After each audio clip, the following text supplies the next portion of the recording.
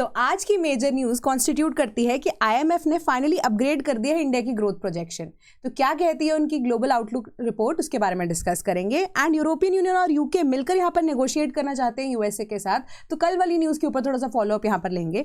And India ने finally sign कर दिया है letter of intent with UAE. And क्या ये पाकिस्तान और सऊदी के ऊपर इम्पैक्ट डाल सकता है या नहीं, आने वाले टाइम में पता लगेगा, बट इसको इन डिटेल डिस्कस करते हैं। Welcome to Sleepy Classes and current affairs for the date of 20 January 2026 discuss करेंगे। From the Hindu and related multiple choice questions को भी डिस्कस करेंगे। पहली न्यूज आपकी क्या कहती है, rising state borrowings complicate Indian central banks rate playbook. So अब यहां पर ना आपको ये पता होना चाहिए कि सबसे पहली चीज के अब बॉन्ड्स क्या होते हैं, है ना। बॉन्ड्स को मैं पहली बार भी आपको पहले भी एक्सप्लेन कर चुकी हूँ। बॉन्ड्स एक काइंड ऑफ ऐसा इशू होता है, ओपन मार्केट ऑपरेशंस का ये पार्ट होता है। अब बॉन्ड सरकार इशू करती है, ठीक है। सरकार में be it central government, be it state governments, ठीक है। तो बॉन्ड्स को इशू करके क्या होता है कि एक तरह से आपका लॉन्ग ईयर या 10 ईयर 5 ईयर का आपका एक टेन्योर होता है। उस टाइम पे आप क्या करते हो कि बॉन्ड्स इशू करते हैं। सपोज मैं सरकार हूँ, ठीक है, मैंने बॉन्ड्स इशू कर दिए कि मुझे 10 लाख करोड़ के ये बॉन्ड्स जो है वो इशू करने हैं मार्केट के अंदर। अब मेरे बिहाफ पे सेंट्रल गवर्नमेंट उन बॉन्ड्स को यहाँ पर परचेज करेगा एंड उसको बेचेगा, ठीक है। तो अब वो बेचने से क्या होगा कि मेरे पास तो 10 लाख करोड़ रुपए जो मुझे चाहिए थे फॉर द डेवलपमेंट प्लान्स वो मिल गए, ठीक है। तो अब क्या हो रहा है कि जो लोग उसके अंदर इन्वेस्ट कर रहे हैं 10 साल के लिए, उनका पैसा तो यहाँ पर बढ़ गया, ऑब्वियस सी बात है। तो वो यील्ड भी यहाँ पर 10 साल के अंदर एक्सपेक्ट करेंगे ना कि कितनी उनको मिलेगी। सो अब यहाँ पर प्रॉब्लम क्या हो रही है कि इस तरीके से जो supply of money in the market RBI control कर रहा है। तो यहाँ पर मेजर प्रॉब्लम क्या आ रही है कि जो स्टेट गवर्नमेंट्स हैं वो प्लस जो सेंट्रल गवर्नमेंट है, दोनों ऐसे खुल के खर्चा कर रहे हैं किसके ऊपर, बॉन्ड्स के ऊपर।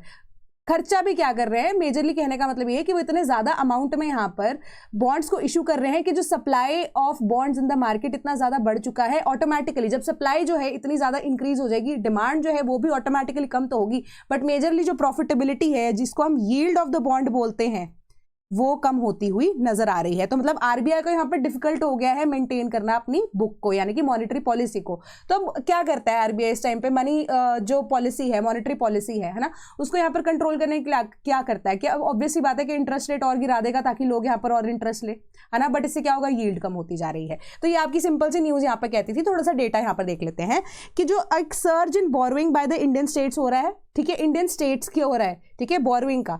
अब उसकी वजह से कॉम्प्लिकेट हो रही है सेंट्रल बैंक के एफर्ट्स, जो चाह रहे थे कि लोअर इंटरेस्ट रेट्स के ऊपर काम किया जा सके। तो अब इससे क्या हो रहा है कि जो डेट है वो इंक्रीज हो रहा है यहाँ पर स्टेट्स के बीच में भी। तो अब सेंट्रल गवर्नमेंट है वो भी यहाँ पर जीडीपी को बढ़ाने के चक्कर में या इवन के इन्वेस्टमेंट के पर्पस से भी बहुत सारे बॉन्ड्स को इशू करती है। बट कहने का मतलब वही है कि उनका एक लॉन्गर टर्म प्लान यहाँ पर एग्जिस्ट करता है। बट सेंट्रल गवर्नमेंट के अलावा अगर आप स्टेट गवर्नमेंट्स की बात करो, उनकी बॉन्ड्स एक एक्स्ट्रा एडिशनल ऑप्शन प्रोवाइड करती है टू द परचेजर्स। एंड जो परचेजर्स हैं वो बोलते हैं कि इतनी ऑप्शन में से मैंने आपका बॉन्ड चूज किया है तो मेरे को एटलीस्ट यील्ड तो हाई मिलनी चाहिए, बट वो यहाँ पर पॉसिबल नहीं हो पाता है। तो अब ये क्या कर रहा है, टिपिकली ऑफर कर रहा है modest yield premium over the federal bonds, ठीक है। फेडरल बॉन्ड्स यानी कि सेंट्रल गवर्नमेंट बॉन्ड्स के अकॉर्डिंगली जो स्टेट गवर्नमेंट के बॉन्ड्स हैं वो इतने यील्ड यहाँ पर प्रोवाइड नहीं भी कर पा रहे हैं। तो हायर रिटर्न्स जो है सेंट्रल गवर्नमेंट की सिक्योरिटी के ऊपर है। एंड वो इतना डिफिकल्ट बना रहे हैं आरबीआई को कि एटलीस्ट वो बोरोइंग का जो कॉस्ट है एटलीस्ट वो कम कर पाए, despite recent interest cut rates. Rate of interest अगर कट होगा ऑब्वियसली यील्ड भी तो कट होगी ना, तो किस तरीके से यहाँ पर काम चलेगा। सो अब सब सॉवरेन बॉन्ड्स जो है वो सेंट्रल गवर्नमेंट के इशुएंस को लेकर अब कंसर्न है, क्योंकि distorting yield curve and weakening the transmission of monetary policy and liquidity measures, one of the sources familiar with the central banks thinking. अब बेसिकली यहाँ पर कहने का मतलब क्या है कि हम जब बॉन्ड्स को ना कंपेयर करते हैं तो हमारे पास जो बॉन्ड का कर्व बनता है, अब वो बॉन्ड का कर्व बनता है लॉन्गर टर्म यील्ड को कंपेयर करने के लिए शॉर्ट टर्म यील्ड के बेसिस पे, ठीक है। तो शॉर्ट टर्म जो यील्ड है वो स्टिल यहाँ पर पावरफुल नजर आती है, बट लॉन्गर टर्म में उसका इंपैक्ट जो है वो इतना अच्छा देखने को नहीं मिल रहा है। उसकी यील्ड ऑटोमेटिकली गिरती हुई नजर आ रही है, जिस वजह से monetary policy, interest rate, central government को बुक्स को मेंटेन करने में प्रॉब्लम यहाँ पर नजर आ रही है। तो स्टेट बोरोइंग्स जो है वो आने वाले टाइम में और भी बढ़ सकती हैं रूरल जॉब स्कीम्स को, क्योंकि उन्होंने अब रिवैम्प कर दिया मनरेगा की जब हम बात कर रहे हैं, ठीक है। वीबीजी रामजी जो अब स्कीम हमारे पास आई है उसके अकॉर्डिंगली सेंट्रल गवर्नमेंट के साथ साथ स्टेट गवर्नमेंट भी शेयर करेगी, 60-40 के रेशो के बीच में वो अमाउंट पे भी की जानी है। तो सेंट्रल गवर्नमेंट के पास तो चलो पैसा आ ही रहा है, स्टेट गवर्नमेंट के पास इतना पैसा यहाँ पर नहीं है, क्योंकि अनअनाउंस पॉलिसी एक तरह से आई थी, है ना। तो उनके लिए तो एक खर्चा बढ़ गया स्टेट गवर्नमेंट के लिए, तो वो पैसा कहीं से तो लेंगे, वो बॉन्ड से इशू करके इस पैसे को दे रहे हैं। तो ये गवर्नमेंट स्कीम्स को चलाने के लिए थोड़ा सा उन्होंने बोला कि प्री प्लानिंग की रिक्वायरमेंट थी, जिसके बारे में इंफॉर्मेशन देनी जरूरी थी। तो अब एक तरह से बोरोइंग्स जो है वो स्टेट गवर्नमेंट्स की और बढ़ने वाली आने वाले टाइम में, ठीक है। तो मतलब और ज्यादा बॉन्ड्स आने वाले टाइम में देखने को मिल सकते हैं स्टेट गवर्नमेंट्स के थ्रू। तो अब यहाँ पर ये भी बोल रहे हैं कि in the current fiscal year which runs from April to March, Indian states जो है बोरो करना चाह रही हैं सेंट्रल गवर्नमेंट के ऑलमोस्ट इक्वल, ठीक है। कि अब 12.5 ट्रिलियन आप कह सकते हो अमाउंट जो है ऑफ रुपीज वो स्टेट गवर्नमेंट्स ने यहाँ पर इशू करने की बात की है। अभी ये फाइनेंशियल ईयर जो खत्म नहीं हुआ, अभी जनवरी चल रहा है, ठीक है। एंड सेंट्रल गवर्नमेंट ने 14.6 ट्रिलियन रुपीज यहाँ पर अब इशू किया हुआ है बॉन्ड्स के थ्रू। तो कितना माइन्यूट सा यहाँ पर डिफरेंस है, ऑल्दो मेजर डिफरेंस है, बट अगर आप देखो कि central government and state governments के बीच में आपस में टसल ही एक तरह से चलती हुई नजर आ रही है, ठीक है। तो अब इस वजह से क्या हो रहा है, net borrowing by the states वो 9 ट्रिलियन रुपीज की approximately at par with central government की आ रही है, दैट इज 10.3 ट्रिलियन रुपीज। तो ये बहुत मेजर एक सेटबैक आ सकता है आने वाले टाइम में। तो आरबीआई ने बोला कि प्लीज अभी से इसको थोड़ा सा संभालना शुरू कीजिए। तो इन्वेस्टर्स जो है वो एक चाहते हैं कि जो इशू की गई है इंडियन स्टेट्स के द्वारा, अब यानी कि स्टेट्स गवर्नमेंट्स के द्वारा जो अब बॉन्ड्स इशू किए गए हैं, उसका जो यील्ड है, उसका लेवल जो है बिल्कुल सेम, या उसका जो आउटकम है मैच्योरिटी रेट पे जो अमाउंट मिलेगा वो सेम होना चाहिए, या एटलीस्ट एट पार होना चाहिए with the central government debt. तो एक रिजर्व पूल जो है वो हेल्ड किया गया था सेंट्रल बैंक के द्वारा। अब वो यूज किया जाता है पे आउट्स के टाइम पे जब यहाँ पर फाइनेंशियल स्ट्रेस देखने को मिलता है। अब वो पे आउट जो है वो भी धीरे धीरे करके यहाँ पर खत्म होना शुरू हो जाएगा। तो सेंट्रल गवर्नमेंट कह रहे हैं कि थोड़ा सा हमें यहाँ पे प्लीज डेट ऑफर्स को आप अपने कंट्रोल कीजिए। एंड 80 to 10 बेसिस पॉइंट्स पे हमने यहाँ पर जो फेडरल डेट में आप देखोगे कि रेपो रेट या रिवर्स रेपो रेट है, जो हमने इंटरेस्ट रेट्स कट किए हैं, एटलीस्ट उसके ऊपर थोड़ा सा हमें ध्यान देने की जरूरत है। As a result bond investors जो इंडियन बैंक्स हैं, मेजरली इंश्योरर्स हैं, पेंशन फंड्स हैं, holding state bonds is effectively same as investigating in secure federal securities. कि सेंट्रल गवर्नमेंट पे एंड स्टेट गवर्नमेंट में मेजरली जो अब फायदा, यहाँ पर फायदा क्या, दोनों के बीच में जो इन्वेस्टर्स होते हैं वो ऑलमोस्ट सेम होते हैं, ठीक है। तो वो दोनों जगह पे भी कई जगहों पे इन्वेस्ट कर चुके होते हैं। तो अब स्टेट गवर्नमेंट से उनको अगर रिवॉर्ड इतना ज्यादा नहीं आता है या यील्ड इतनी ज्यादा नहीं आती है एंड सेंट्रल गवर्नमेंट से ज्यादा आ रही है, तो उनके लिए भी यहाँ पर प्रॉब्लम होगी, उनको अपनी बुक्स को मेंटेन करने में प्रॉब्लम आएगी। एंड रिटर्न अगर वो आप कह सकते हो कि अब थोड़े से लॉसेस भी यहाँ पर उनको अगर इनकर करने पड़ते हैं, तो आरबीआई की तरफ से वैसे ही उनको वहाँ पे नोटिफिकेशन है कि उनको फर्दर डिफरेंट पूल्स के बीच में ट्रांसफर कर दिया जाता है, क्योंकि आरबीआई अपने मैंडेट को लेकर अब स्ट्रिक्ट हो चुका है काफी ज्यादा, है ना। तो वो यहाँ पर प्रॉब्लम आएगी। तो मतलब एलिवेटेड जो स्टेट डेट है सप्लाई का, वो रिन्यूड प्रेशर बॉन्ड यील्ड्स के ऊपर डाल रहा है। स्टेट गवर्नमेंट्स ने कभी आज तक इतना पैसा बॉन्ड्स के थ्रू रेज ही नहीं किया है जो अब देखने को मिल रहा है, क्योंकि सेंट्रल गवर्नमेंट के बॉन्ड्स मेजरली जो अब आरबीआई यहाँ पर देखता है, स्टेट गवर्नमेंट्स के भी देख रहा है, बट यहाँ पे इतने बॉन्ड्स इशू नहीं होते थे। तो जो अब सेंट्रल गवर्नमेंट के बॉन्ड्स मेजरली आरबीआई मैनेज करता है, अब उनको स्टेट्स को मैनेज करना थोड़ा सा मुश्किल हो गया है। तो जो longer end of the curve leading to the further steepening of the yield curve, yield curve drastically यहाँ पर आपको देखता हुआ मिल रहा है, या तो बिल्कुल नीचे गिर रहा है या तो बिल्कुल स्टीप यहाँ पर आपको दिख रहा है कि यील्ड जो है वो नहीं आने वाली। तो अब हायर स्टेट बोरोइंग्स जो है वो इरोड कर रहा है बेनिफिट्स 100 बेसिस पॉइंट्स का जो यहाँ पर रेट कट्स आरबीआई ने किए थे, एंड उसने पुशअप किए हैं cost for the corporate buyers for analyst and traders, ये चीजें उनकी यहाँ पर बात बोली गई है। तो अब जो यील्ड है 10 ईयर की सेंट्रल गवर्नमेंट की, वो 10 बेसिस पॉइंट से इंक्रीज हुई इस करंट फिस्कल ईयर में, बट एक बेंचमार्क यील्ड जो है टॉप रेटेड कॉर्पोरेट कंपनी का बेसिस पॉइंट्स वो 30 पॉइंट्स पे एक्सपेक्ट कर रहे थे, बट 10 बेसिस पॉइंट्स पे इसी वजह से वो इंक्रीज कर पाए, क्योंकि स्टेट गवर्नमेंट्स की जो बॉन्ड्स है उसने इंटरफेरेंस यहाँ पर काफी ज्यादा दिखाई है। मतलब जो स्टेट गवर्नमेंट की बोरोइंग्स हैं वो ट्रांसमिशन कर रही है आरबीआई रेट कट की, एंड ब्रीच कर रही है या ब्रॉडर इंटरेस्ट या रेट स्ट्रक्चर को, जो कि आरबीआई ने इनिशियली प्लान किया हुआ था। तो आरबीआई जो है एक्सपेक्ट कर रहा है कि खुद से उनको पैसा डालना पड़ेगा 5.7 trillion of the central government bonds this year. तो उसी हिसाब से आप कह सकते हो कि more than half of the governments net borrowing यहाँ पर आरबीआई उसका बर्डन बियर करने वाला है इस साल। मार्केट एब्जॉर्प्शन के लिए अब कोई ऐसी रिपोर्ट या सपोर्ट एग्जिस्ट नहीं करती है स्टेट बॉन्ड्स के लिए as compare to the central government. तो leaving it a heavy sub sovereign bond जो कि अब इशू किए जा रहे हैं, एब्जॉर्ब किए जाने हैं इंटायरली बाय द मार्केट। तो इससे रिलेटेड अब शॉक में भी आने वाले टाइम में फेस करना पड़ सकता है। यानी कि larger quantum of long term infrastructure loans जो कि अब सेंट्रल गवर्नमेंट ले रही है, एक सोर्स ऑफ फेमिलियर है विद द सेंट्रल बैंक की थिंकिंग। क्योंकि अब आप देखो, एक मॉनेटरी पॉलिसी है वो अब कौन कर रहा है, आरबीआई मैनेज करता है। अब फिस्कल पॉलिसी है वो कौन मैनेज करता है, हमारी सेंट्रल गवर्नमेंट मैनेज कर रही है। तो ये दोनों मिलकर यहाँ पर काम करते हैं। तो सेंट्रल गवर्नमेंट जो है इन अलाइनमेंट विद आरबीआईज आइडियाज, या RBI in alignment with central government ideas चलता है। स्टेट गवर्नमेंट्स का उसके साथ इतना लिंक नहीं होता, तो इस वजह से वो अपनी मनमर्जी से कुछ भी कर रहे हैं, जिसका इंपैक्ट यहाँ पर देखने को मिल रहा है finally in the monetary policy of RBI which seems to be failing here. तो यहाँ पर यही आरबीआई ने कंसर्न यहाँ पर बताया है कि आपके जो बोरोइंग्स है स्टेट गवर्नमेंट्स की वो नहीं होनी चाहिए इतने, मतलब एंड सेंट्रल गवर्नमेंट जो है इन कंसाइंस या इन आप कह सकते हो आपस में एक दूसरे के साथ मिलकर यहाँ पर काम किया जाता है कि एटलीस्ट जो स्टेट गवर्नमेंट है they should also consider the fact कि यहाँ पर हमारी मॉनेटरी पॉलिसी फेल होती है नजर आएगी आने वाले टाइम में। तो अब यहाँ पर करंट फिस्कल ईयर में जो सेंट्रल गवर्नमेंट है उसका एलोकेटेड लोन यहाँ पर दिख रहा है 1.5 ट्रिलियन का। अब another option could be allow them to borrow from pool of small savings by government saving schemes या currently available only to federal governments, कि या सिर्फ और सिर्फ सिर्फ वही स्कीम्स जो कि अब फेडरल गवर्नमेंट्स के लिए अवेलेबल है या तो उनके थ्रू ही काम किया जा सके। सेंट्रल जो अब स्टेट गवर्नमेंट की बॉन्ड्स है उसको थोड़ा बहुत मना कर दिया जाए कि अब और ज़्यादा इशू मत कीजिए, कि और ज़्यादा बोरोइंग्स आपको लेने की जरूरत नहीं है ना। तो उसके रिलेटेड अब कोई पॉलिसी में भी आने वाले टाइम में हो सकती है कि ताकि ये बोरोइंग्स जो है उसको रोका जा सके या उसको कम किया जा सके, कर्ब किया जा सके, ताकि एटलीस्ट कोई एक प्लेयर जो खेल रहा है अभी, सेंट्रल गवर्नमेंट जो है वो सेंट्रल लेवल पर अगर काम कर रही है तो वो सबके लिए कुछ ना कुछ यहाँ पर देखे करे, ठीक है। एंड जो सेंट्रल गवर्नमेंट है या जो सेंट्रल बैंक है, फर्दर उन्होंने स्टेट्स को बोला कि मैनेज करिए अपनी बोरोइंग्स को और स्प्रेड इट करिए, इनको स्प्रेड आउट कीजिए, कि अपने जो डेट इशुएंस है वो सिर्फ और सिर्फ बॉन्ड्स के थ्रू नहीं, किसी और तरीके से आप जो डेट है वो अपना अगर आप बढ़ाना चाह ही रहे हो एटलीस्ट कि किसी और तरीके से आप इशूज को अपने बढ़ा दीजिए, प्लीज ये बॉन्ड्स के थ्रू यहाँ पर पैसा जो है वो रेज करना बंद कर दीजिए, ठीक है। ये बॉन्ड्स की वजह से ऑल टुगेदर एक सेंट्रल गवर्नमेंट की जो यील्ड्स बेटर परफॉर्म कर सकती थी वो भी नहीं कर पाई, आपकी जो परफॉर्म कर ही नहीं रही है स्टेट गवर्नमेंट्स की जो बॉन्ड्स है वो तो बेटर परफॉर्म कर ही नहीं रही है इन एनी केस, है ना। तो आपने क्या किया, सेंट्रल गवर्नमेंट की जो बॉन्ड्स हैं उसको भी सैबोटाज कर दिया इन दैट सिचुएशन। तो आपको बेटर तरीके से और डेट्स को अगर रेज करना है या आपको पैसा भी रेज करना है, डेट लेना ही है तो किसी और तरीके से लीजिए, प्लीज नॉट दिस वे। तो ये चीज यहाँ पर बोली गई है। क्वेश्चन को डिस्कस करते हैं, ओपन मार्केट ऑपरेशन से रिलेटेड है आपका, ये एनसीईआरटी बेस्ड क्वेश्चन है, ठीक है। Arrange the following statements relating to open market operations in the correct sequence, thereby resulting in an increase of money supply. Central bank pays for it by giving a check. Central bank buys a government bond in the open market. This increases the total amount of reserves in the economy. So इसका correct answer है हमारे पास option number B, ठीक है। सबसे पहले central bank जो है वो पे करता है सरकार की बॉन्ड्स को खरीदते हुए, सेंट्रल गवर्नमेंट की जो बॉन्ड्स को खरीदते हुए, तो वो अपना पैसा जो है अपनी तरफ से वो बाय चेक पे कर देता है। इसके बाद क्या होता है कि increase of money in the market आप सप्लाई देखने को मिल सकता है, क्योंकि सेंट्रल गवर्नमेंट उसी पे ही पैसा खर्च करती है, जो पैसा उनको आरबीआई को बॉन्ड्स के थ्रू मिलता है वो वहीं से खर्च करती है।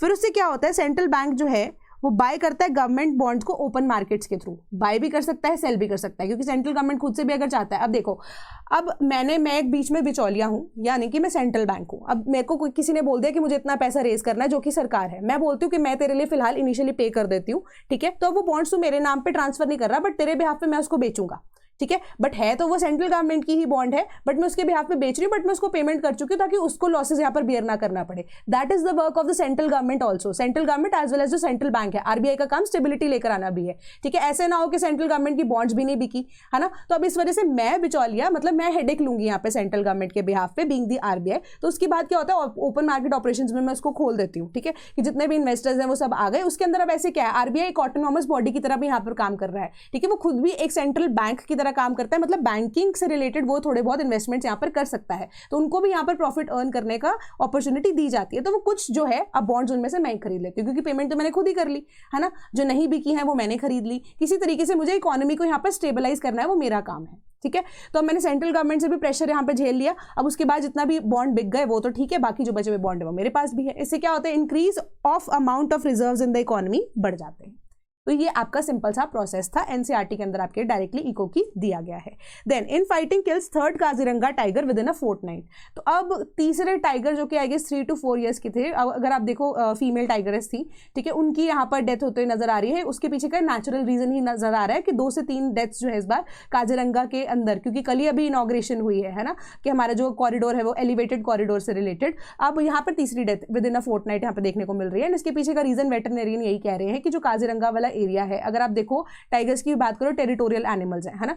तो अब क्या होता है कि जब किसी एक की टेरिटरी में कोई दूसरा घुस जाता है तो वहां पर तो लड़ाई की बात होती है, या फिर दूसरी चीज है कि कंपटीशन रेट बढ़ जाता है। कंपटीशन हम एनवायरमेंट में पढ़ते हैं ना, कि कंपटीशन के केस में अगर कहीं पे भी होता है तो दोनों में से कोई एक स्पीशीज जीती है, दोनों की दोनों हार जाती है ना, दोनों की दोनों मर जाती है। तो अब कंपटीशन के केस में ऐसा होता है कि मे बी प्रे की कमी हो, प्रे की कमी काजीरंगा के अंदर वो नहीं कह रहे हैं, वेटरनरियंस एंड इवन के एक्सपर्ट्स कह रहे हैं कि वो ऐसा नहीं है, बहुत मेजर यहाँ पर आपके पास अवेलेबिलिटी है प्रे की, तो ऐसी कोई प्रॉब्लम नहीं है। बस ये यही है कि टेरिटोरियल मुद्दा जो है इनका आपस में भिड़ गया होगा, किसी एक के डेथ जो है वो इसके अंदर लाजमी ही है ना। तो बट उन्होंने बोला है कि आगे आने वाले टाइम में और ज़्यादा सतर्क रहना चाहिए हमें, कि जो मेजर अगर आप कह सकते हो पॉपुलेशन टाइगर की हमें मेंटेन तो करनी है। बट एक्सपर्ट्स का एक चीज़ मानना यहाँ पर यही है कि जो मैक्सिमम कैपेसिटी है, ठीक है, मैक्सिमम कैपेसिटी जो है काजीरंगा नेशनल पार्क की, वो with respect to tiger population वो आ चुकी है, अचीव कर चुके हैं हम, कि इससे एक्सेस में अगर कोई टाइगर पॉपुलेशन होती है या तो हमें उन्हें रिलोकेट करना पड़ेगा या एडिशनल जो उनका कोर जोन है या इवन बफर जोन भी है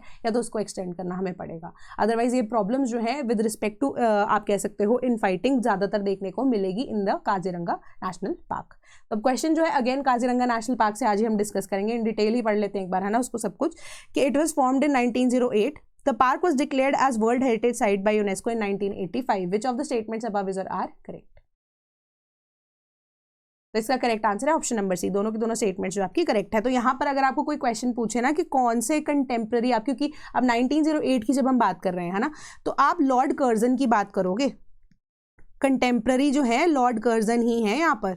तो अब लॉर्ड कर्जन जो सिर्फ आप यहाँ पर परमानेंट सेटलमेंट या बिहार की अपना बंगाल की सेटलमेंट की बात ही नहीं करोगे यहाँ पर, ठीक है। तो उसके अलावा भी लॉर्ड कर्जन का यहाँ पर एक पॉजिटिव रोल भी यही है कि उनकी वाइफ के कहने पे उन्होंने इसको एज अ आप कह सकते हो पार्क की तरह, ठीक है, for reserve and reservation and one horn जो राइनोज है उनकी प्रेजेंस की वजह से उनकी वाइफ के कहने पर एक बायोडाइवर्सिटी हॉटस्पॉट की तरह, तब तो ये एडिशनल नाम नहीं होते थे, बट एटलीस्ट उन्होंने यहाँ पर एटलीस्ट क्या किया था, एक प्रपोज रिजर्व फॉरेस्ट की तरह क्रिएट किया गया था इसको इन द ईयर ऑफ 1905, ठीक है। तो लॉर्ड कर्जन का ये बेनिफिट या प्लस पॉइंट भी है। तो मे बी मेरे को ऐसा लगता है कि कई बार आपको क्वेश्चन ना ऐसे भी पूछा जा सकता है कि अब काजीरंगा नेशनल पार्क या हेली टाइगर रिजर्व की जब हम बात कर रहे हैं, हेली टाइगर रिजर्व जो है वो आप मुझे कमेंट सेक्शन में बताना, मैं आपको ऑलरेडी बता चुकी हूँ। हेली टाइगर रिजर्व है जिसको, ठीक है, या आप जिसको स्पेसिफिकली हम जो बोलते हैं, एंड उसको उससे रिलेटेड जो कंटेम्प्रेरी हमारे पास वॉइसरॉय या गवर्नर जनरल कौन थे, क्योंकि वो भी अब हेली जो है वो वर्ड किसी वाइफ का ही था, ठीक है।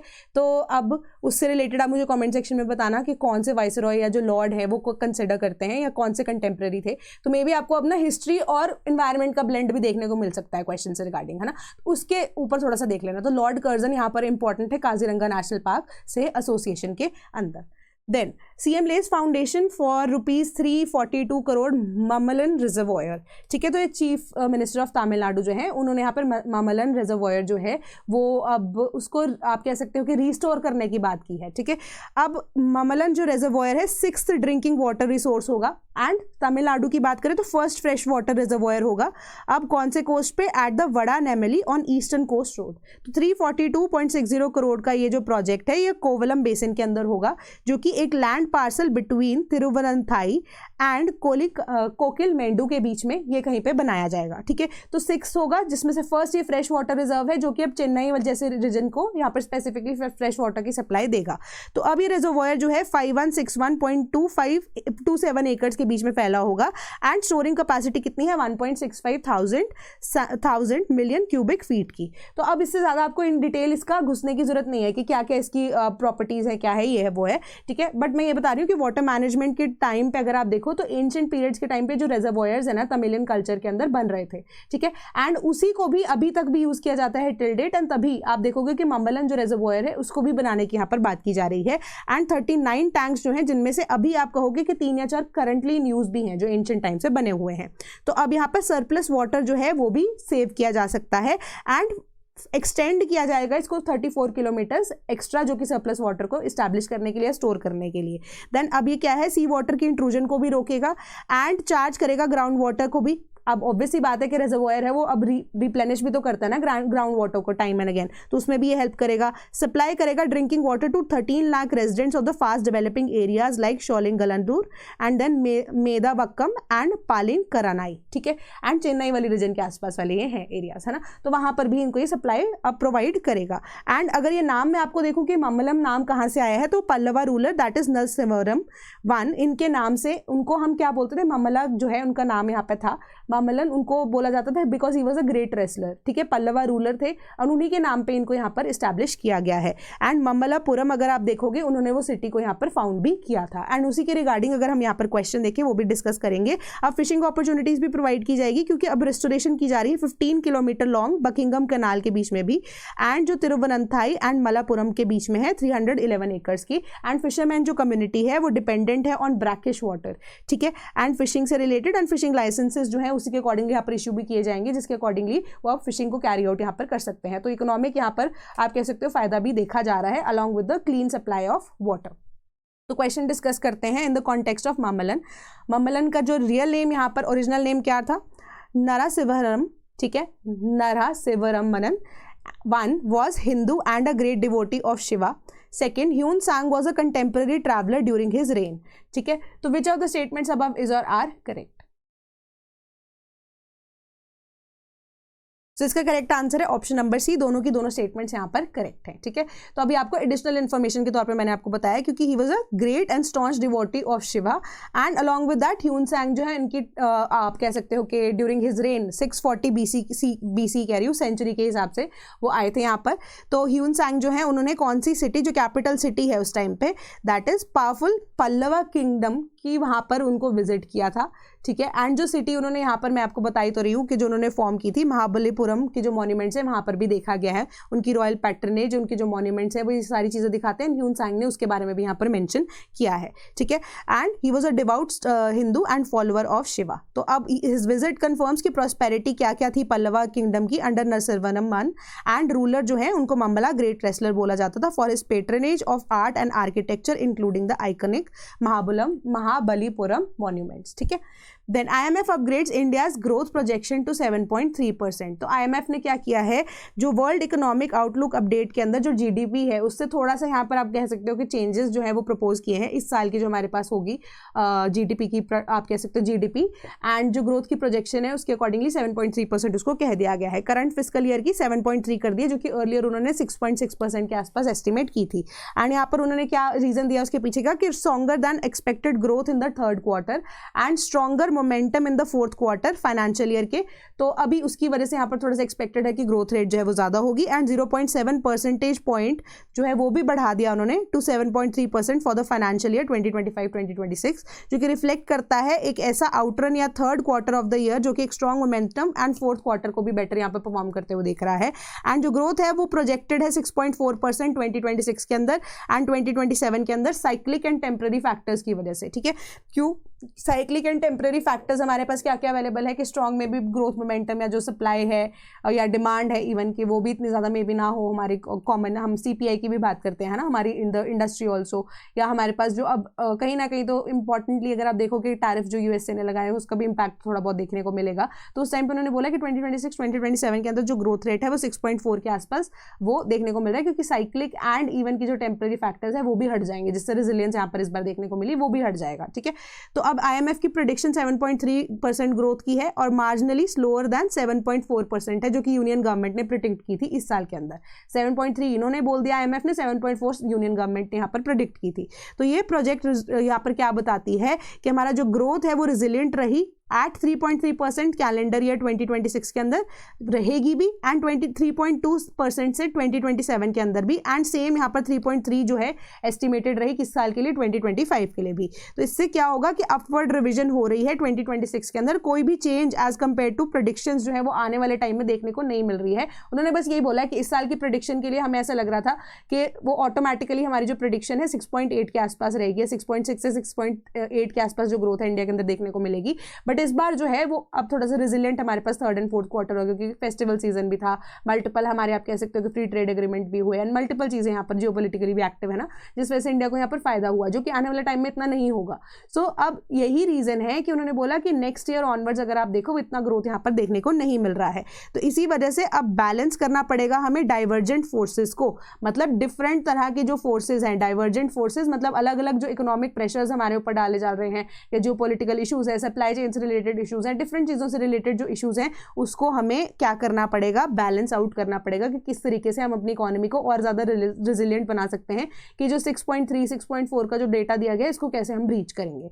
ठीक है, तो अब यहाँ पर बोला है कि अब कोई भी ऐसी पॉलिसीज जो है ट्रेड पॉलिसीज जो कि इंडिया जिसको ध्यान देना चाहिए that is artificial intelligence and north America and Asia के अदर रीजन्स के आसपास भी इंडिया को यहाँ पर कॉन्सेंट्रेट करना चाहिए कि अब अपने जो पॉलिसीज हैं उसके हिसाब से उनको भी किस तरीके से उनके साथ ट्रेड कैरी आउट कर सकते हो, फिजिकल एंड मॉनेटरी सपोर्ट उनसे कैसे ले सकते हो and broadly accommodative financial conditions and adaptability of the private sector आप कैसे मेंटेन कर सकते हो, क्योंकि प्राइवेट सेक्टर की ही बात करें एंड मेजरली सर्विस सेक्टर की ही बात करें तो वो ही रेजिलिएंट यहाँ पर मेजरली रहा है। तो अब स्टेट जो सेंट्रल गवर्नमेंट है या प्राइवेट सेक्टर की बात हम पब्लिक सेक्टर की भी बात करते हैं, उनकी रेजिलियंस को बना के रखने में भी थोड़ा सा मे बी टाइम भी लग सकता है, बट प्राइवेट सेक्टर जो कि करंटली कॉन्ट्रीब्यूट कर रहा है उसको और ज़्यादा रेजिलिएंट एंड कैसे आप स्टेबल बना सकते हो वो आपको सरकार को वहां पर ध्यान देना पड़ेगा, पॉलिसीज को उसी तरीके से फ्रेम करना पड़ेगा।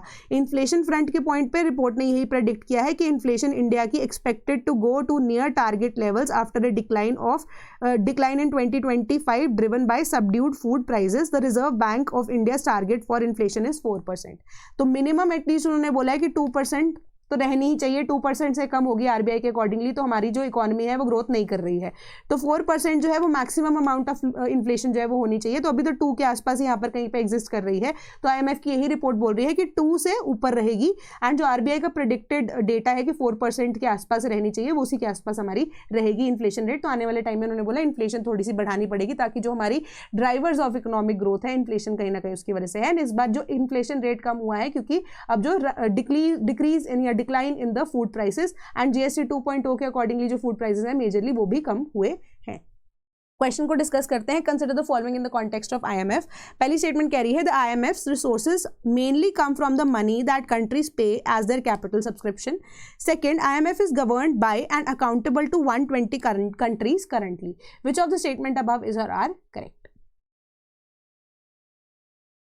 तो इसका करेक्ट आंसर है ऑप्शन नंबर ए, ओनली 1। ठीक है, तो अब आईएमएफ के पास फंडिंग का जो मेन जरिया यही होता है क्योंकि आईएमएफ का जब आपको मेंबर बनना होता है, ठीक है, तो अब हर एक कंट्री का रीजन वाइज कोटा यहाँ पर डिसाइडेड होता है। तो कोटा के बेसिस पे उनको एक सब्सक्रिप्शन फीस देनी पड़ती है। वही सब्सक्रिप्शन फीस जो है एक तो मेजर सोर्स ऑफ इनकम है फॉर आईएमएफ। उसके अलावा अगर मैं यहाँ पर दिखाऊं आपको मेंबर कोटास के अलावा कई नए ऐसे अरेंजमेंट्स जो हैं, क्योंकि आईएमएफ अपने आप में एक बैंक की तरह काम करता है तो उनके पास डिफरेंट तरीके से, पहले तो कोटा है उनका first line of defence, second है कि मल्टीलेटरल बोरोइंग्स के बाकी जगहों से बोरो करके यहाँ पर जैसे बिचौलिया वाला काम होता है आईएमएफ वो भी जनरली करता है। तो बायलेटरल बोरोइंग अरेंजमेंट्स जो है या अग्रीमेंट्स जो है वो भी वो अरेंज करके देता है, बीच में से उनका भी थोड़ा बहुत कमीशन होता है, वहां से भी उनकी मेजर इनकम सोर्स होती है। एंड फाइनली उनके पास एक सेंट्रल पूल होता है, उस पूल के अकॉर्डिंगली वो भी बाकी कंट्रीज को क्या करते हैं, पैसे लेंड करते हैं, है ना। जैसे 1991 में इंडिया को आईएमएफ ने यहाँ पर लेंड किया था वो पैसा, बट उसके पीछे का एक रीजन क्या होता है। एंड आईएमएफ जब भी किसी को लेंड करता है, अभी रिसेंटली पाकिस्तान को भी उन्होंने लेंड किया पैसा, तो उन्होंने एक ये चीज बोली है कि हम यहाँ पर ओवरसाइट रखते हैं अपनी कि ये जो लेंडिंग हम आपको प्रोवाइड कर रहे हैं it should come with major changes जो हम आपको प्रपोज करके देंगे। अगर आपको मंजूर है तभी हम आपको ये लोन देंगे, अदरवाइज हम नहीं देंगे वो लोन आपको, है ना। तो इसी तरीके से मेजर उनकी फंडिंग का तरीका है। प्लस करंटली अभी 191 कंट्रीज हैं, ठीक है, एंड नॉट 120 और एनी अदर जो फिगर आपको क्वेश्चन में दी गई है। तो इसको भी थोड़ा सा ध्यान में रखना है। फैक्चुअल इन्फॉर्मेशन कहीं पे भी आपको ना घुमाने के लिए बता दी जाती है या पूछ ली जाती है कई बार कि कौन ही इतना डिटेल में पड़ेगा। तो 191 जो है करंटली जो मेंबर्स हैं आईएमएफ गवर्न किए जा रहा है एंड अकाउंटेबल है टू, ठीक है। देन नेक्स्ट आपकी न्यूज कह रही है European union UK attempt negotiating with Trump while keeping possibility of retaliation open. अब ये मुद्दा आ रहा है कहाँ से, सिर्फ और सिर्फ ग्रीनलैंड के इशू को लेकर, ठीक है। तो European Union as well as UK, क्योंकि यूके जो है वो यूरोपियन यूनियन का पार्ट यहाँ पर नहीं रहा है ना, तो उन्होंने ये बोला है कि हम सारे नेशंस जो है वो ग्रीनलैंड की साइड है। तो अब ऐसा हो रहा है कि European union and UK versus USA हो रहा है, क्योंकि अभी उनका यहाँ पर मैंने कल भी आपको डिस्कस करके ये चीज़ बोली थी कि उनका अभी सिंस फ्री ट्रेड एग्रीमेंट होना है, प्लस उसके बाद अब ट्रंप का ये अनाउंसमेंट कर देना कि 25% टैरिफ उन सभी कंट्रीज के ऊपर लगेंगे जो ग्रीनलैंड को रोकने से उनको यहाँ पर किसी भी तरीके से प्रेशर उनके ऊपर डालेंगे। तो अब ये जो अब मीटिंग है यूएस प्रेसिडेंट की होनी है with the leaders of European union and UK, तो उनकी तरफ से यही बात होगी कि टैरिफ्स अगर आप लगा रहे हो, पहली बात तो टैरिफ रेट कम हो, प्लस अगर रिटेलिएटरी टैरिफ्स हैं वो भी लगाने पड़े तो कोई बात नहीं, हम उस ऑप्शन को यहाँ पर ओपन छोड़ेंगे। हम ये रिटेलिएशन जो है वो कंडक्ट करेंगे कि आप किसी एक सॉवरेन नेशन को आप ओवरटेक नहीं कर सकते just in the name of कि आपको उनके रिसोर्सेज चाहिए या आपके लिए वो एक सिक्योरिटी का थ्रेट नजर आ रहा है या whatever reason it is, ठीक है। तो जो भी अब यूरोपियन यूनियन है एक पैकेज ऑफ 93 पाउंड्स, ठीक है, बिलियन पाउंड्स का टैरिफ ऑन यूएसए प्रोडक्ट्स के ऊपर लगाने की यहाँ पर बात भी कर रहा है, ठीक है, जो कि February 6 से अब आएंगे।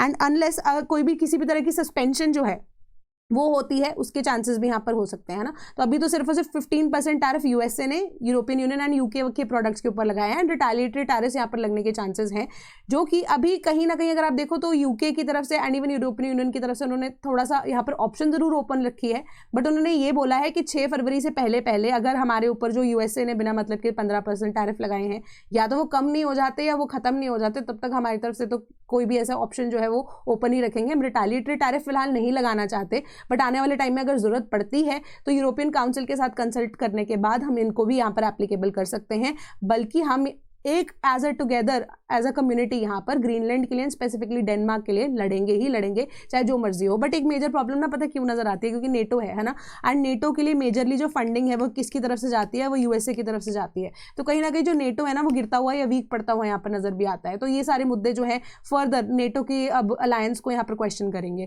तो बहुत सारी चीजें इसके ऊपर उलझी हुई हैं, बट उन्होंने बोला कि अभी सिंस जो मीटिंग होगी उसके बाद देखा जाएगा कि क्या होगा। एज वेल एज यहाँ पर ये बोला गया है, अब देखो कि यूरोपियन काउंसिल जो है वो संडे को मिली, उन्होंने बोला कि शेयर्ड असेसमेंट के हमें देखना चाहिए कि जो टैरिफ्स हैं वो किस तरीके से ट्रांस अटलांटिक रिलेशंस को देखेंगे, मतलब फ्रेज करेंगे या आगे आने वाले टाइम में बनेंगे, एंड वो इनकम्पैटिबल होंगे यूरोपियन यूनियन और यूएस के ट्रेड के साथ। तो ये चीज़ को ध्यान में रखना कि आने वाले टाइम पे अगर जो टैरिफ्स है वो और ज़्यादा अगर लग जाते हैं हमारे ऊपर, तो ये हमारे एग्रीमेंट के साथ बिल्कुल भी कंप्लायंट नहीं होंगे। तो उस तरीके पे उस टाइम पे हमें क्या डिसीजन लेना ज़रूरी है। तो यूके के जो प्राइम मिनिस्टर हैं स्टारमर, उन्होंने यहाँ पर बोला कि मिस्टर ट्रंप जो है क्लोजेस्ट अलाय हैं यूरोप के।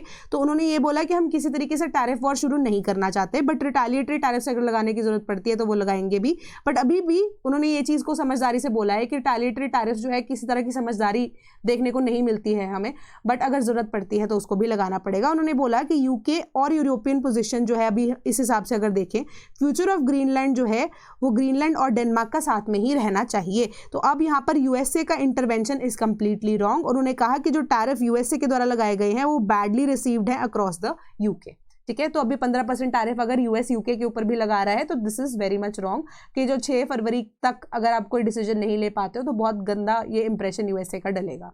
Then include proposal to link digital currencies on the BRICS agenda says RBI. तो यहाँ पर एक डिजिटल करेंसी की बात की जाती है जहाँ पे हम सीबीडीसी की बात करते हैं। तो अब ब्रिक्स नेशन जो हैं, अब उनसे यहाँ पर खफा ट्रंप इनिशियली क्यों हुए थे, क्योंकि ब्रिक्स के अंदर आप देखोगे कि ब्राज़ील है, रशिया है, इंडिया है, चाइना है ना। अब तो मेजर और नेशंस आ गए हैं, बट मेजरली जो फाउंडिंग मेंबर्स हैं हमारे पास, वो चाह रहे थे कि एक ऑल्टरनेटिव करेंसी हम ढूंढें, जिसकी अभी सिर्फ बात हुई ही थी एंड कुछ ऐसे मुद्दा डिस्कस भी नहीं हुआ है। एंड ब्रिक्स के समिट पे लास्ट ईयर होने से पहले ट्रंप ने बोल दिया था कि अगर ब्रिक्स किसी भी तरीके से ऑल्टरनेटिव करेंसी पासिंग, या अगर आप यूएसए को यहाँ पर गिराने की या यूएस डॉलर को गिराने की कोशिश करते हो या उनको ऑल्टरनेटिव ढूंढने की कोशिश करते हो, तो उसका जो अब रिजल्ट होगा वो सही नहीं होगा। एंड सबसे इंपॉर्टेंट बात यहाँ पर यही है कि ब्रिक्स का समिट इस बार होना भी इंडिया के अंदर है, प्लस आरबीआई ने यहाँ पर एक हल्का सा आप कह सकते हो कि बात को छेड़ दिया है कि हमें एक ऑल्टरनेटिव करेंसी को ढूंढने की जरूरत है। प्लस उन्होंने यहाँ पे एक क्लैरिफिकेशन भी की कि हम डी डॉलराइजेशन नहीं करना चाहते, बट हमारा कहने का मतलब यही है कि मार्केट फोर्सेस जो कि मेजरली अब यहाँ पर डिफाइन करती है हर एक करेंसी की वैल्यू, तो हम डॉलर के थ्रू ही क्यों ऑपरेट करें, है ना। कि डी डॉलराइजेशन का हमारा कोई ऐसा मतलब नहीं है, बट अगर डॉलर के रेट के अकॉर्डिंगली मार्केट रेट जो ऑलरेडी सेट करती है प्राइसेस, तो हम दोनों कंट्रीज, जो 2 कंट्रीज भी समवॉट चाइना एंड इंडिया हो गया, तो हम डॉलर के थ्रू क्यों यहाँ ऑपरेट करें, कि चाइनीज करेंसी और इंडियन करेंसी के बीच में जो डिफरेंस है उसके अकॉर्डिंगली क्यों नहीं हम ट्रेड को कैरी आउट कर सकते। कि हमें इसके ऊपर काम करना शुरू करना चाहिए कि ब्रिक्स के जो नेशंस हैं, पहले रशिया एंड चाइना की बात करें, उन्होंने यहाँ पर रिस्पॉन्स देने से मना कर दिया। ठीक है, ब्राजील की तरफ से कोई रिस्पॉन्स यहाँ पर नहीं आता है, उन्होंने तो मना ही कर दिया इस चीज़ के लिए बेसिकली। बट अभी इंडिया थोड़ा सा रेजिलियंस में यहाँ पर, या आरबीआई की तरफ से भी जो स्टेटमेंट आई, उन्होंने बोला कि हमारे लिए बहुत फायदा होगा। अब हमने ऑलरेडी पायलट रन पे करके देख लिया है, जब रशिया के ऊपर बुरी तरीके से सैंक्शंस लगी हुई थी, स्विफ्ट सिस्टम का पार्ट नहीं था, तो रशिया और इंडिया जो है आपस में उन्होंने इसको कोलैबोरेट भी करके देखा कि अब रशिया ने क्या किया, इंडियन रुपीज़ जो है उसके अंदर पेमेंट यहाँ पर ले ली थी, है ना। इंडियन रुपीज़ के पेमेंट के अकॉर्डिंगली अब सप्लाई जरूर बढ़ी उसकी मार्केट के अंदर, बट उसको जब एक्सचेंज कराने गए तो उस हिसाब से उनका पैसा भी यहाँ पर बढ़ जाता है, या एक्सचेंज रेट के अकॉर्डिंगली उनको भी उनका पैसा जो है वो मिल गया है। तो इस वजह से क्या हो गया, दोनों कंट्रीज आपस में उसी तरीके से काम भी कर रही हैं, तो हम यूएस डॉलर को क्यों परचेज करें, यूएस के डॉलर की जो डिमांड है, सप्लाई है, उसकी वजह से हम क्यों यहाँ पर काम करें। तो ये थोड़ा सा मुद्दा यहाँ पर भड़क सकता है आने वाले टाइम में। तो अब इस वजह से क्या है कि उस टाइम पर रशिया ने एक्यूमुलेट भी कर लिए थे large balances of Indian rupees, जो कि अब लिमिटेड यूज़ के लिए उनके थे। ठीक है, तो उन्होंने बोला कि अब हम एक्चुअली में उसको क्या करेंगे, उसका काम तो कुछ नहीं है, हम फिजिकल करेंसी का कुछ काम नहीं है ना, तो हम क्या करते हैं, हम डिजिटल वे के थ्रू उसको पे करना शुरू करते हैं। ठीक है, कि अब आप कह सकते हो रूबल और आईएनआर के बीच में जो भी अब डिजिटल वे में पेमेंट हो सकती है उस तरीके से करते हैं कि हमने फिजिकली इसको ट्राई किया, वो काम नहीं बना, है ना, तो हम डिजिटल करेंसी के थ्रू इसको ऑपरेट करना शुरू करते हैं। आरबीआई का ये प्रपोजल है, आगे क्या होता है उसको लेकर वो हमें नहीं पता है। Then India signs letter of intent to elevate defence ties with UAE. ठीक है, तो अब यहाँ पर सऊदी और पाकिस्तान की डिफेंस कोऑपरेशन का एक आप कह सकते हो कि ऑल्टरनेटिव इंडिया ढूंढते हुए विद यूएई, है ना। ऑल्दो ये डायरेक्ट यहाँ पर attack on UAE will not be an attack on India होगा, ऐसा नहीं होगा।